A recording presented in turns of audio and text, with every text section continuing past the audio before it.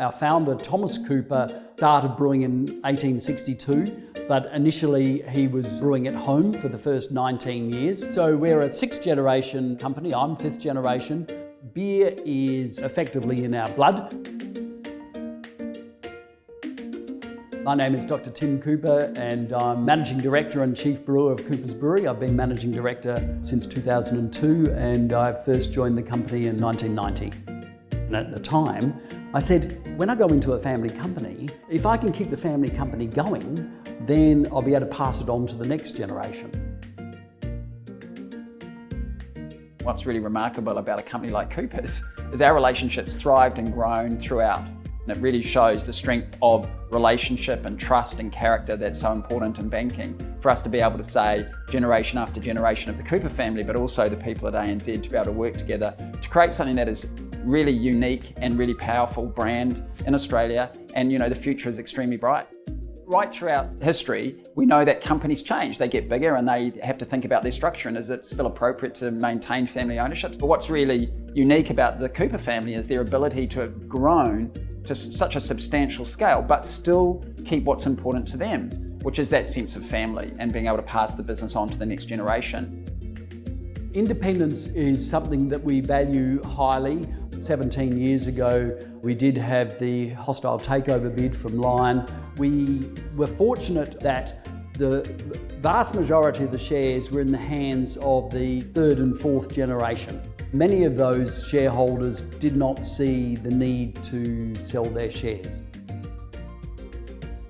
Whenever you have a relationship, it's always about not what happens in the good times, it's what happens in the times of stress, the difficult times. There would have been many, many times, ups and downs, economic expansion and depressions and recessions. But when you have a relationship built on trust and good character, as absolutely the Cooper family stand for, they're the kind of people you stick with. And we've been able to see them through some of those really difficult times and will continue to do so.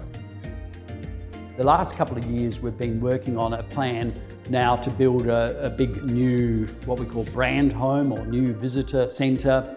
This new brand home will cost about $48 million or thereabouts and will include a microbrewery and a distillery.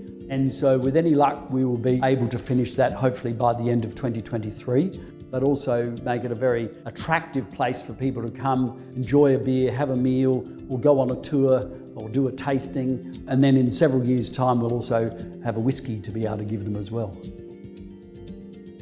When we've had significant periods of investment, as we did when we got into lager production at the end of the 60s, we built a new bottling hall and warehouse in the 1970s, a new brew house in the 1980s, and significantly we needed to borrow around $30 million to build the new brewery here at Regency Park in the year 2000. We've relied heavily on the ANZ for funding all of those expansions.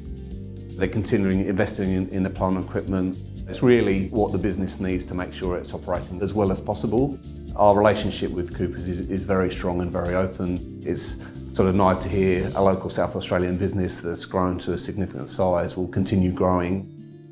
What do banks do? Banks help companies grow and transition, and we've been able to, working side by side with Coopers, see them grow from an Adelaide base to a national base and even internationally. And that's been terrific for us to be able to support them, and that's what we do.